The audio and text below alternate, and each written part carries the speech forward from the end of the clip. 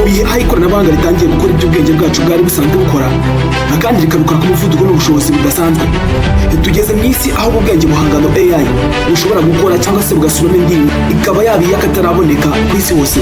Reka tuvuge ku ndirimbo iherutse gusubirwamo na AI maze igakundwa n'abatari bake ya Stromae. Sans même devoir lui parler, il sait ce qui ne va pas.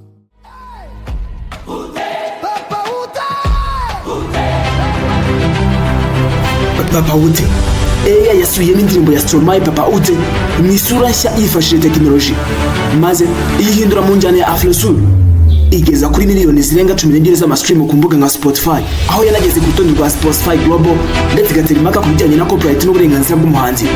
Iyi video cover yagaragaje ubushobozi bwa AI mu gusubiramo no guhanga amajwi mashya, ariko nanone yateje impaka zikomeye ku mategeko, kumenyekanisha ko ari AI made cyangwa se ko yakozwe n'ubwenge buhangano, no ku buryo inyungu zigomba kugabanywa hagati y'abahanzi b'umwimerere ndetse n'abakoresha iyi tekinoloji ya AI cyangwa se ubwenge buhangano.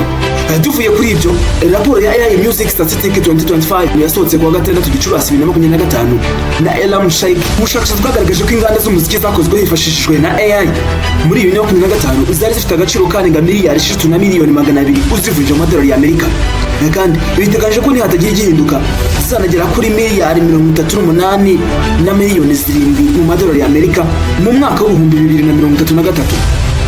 Uretse gato umva karuka, warusi ko 82% y'abakunda indirimbo cyangwa se umuziki muri rusange badashobora gutandukanya indirimbo zakozwe n'abantu ndetse n'izakozwe na AI.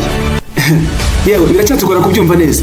Imirimo igera kuri miliyoni 30 ku isi hose ishobora gusimburwa n'imashini zifashishwa na AI. Guravuze tubiri dutera ubwoba.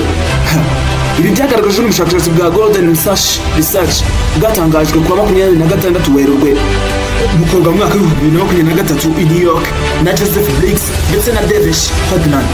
Ubushakashatsi bwagaragaje ko hafi 2/3 by'imirimo iri mu Burayi ndetse no muri Amerika ishobora kugira ihura n'ikoreshwa rya AI, kandi ko imirimo isubirwamo kenshi ari iri mu byago byinshi byo gusimburwa. Uti mu Rwanda ubwenge buhangano n'ubwatugezeho.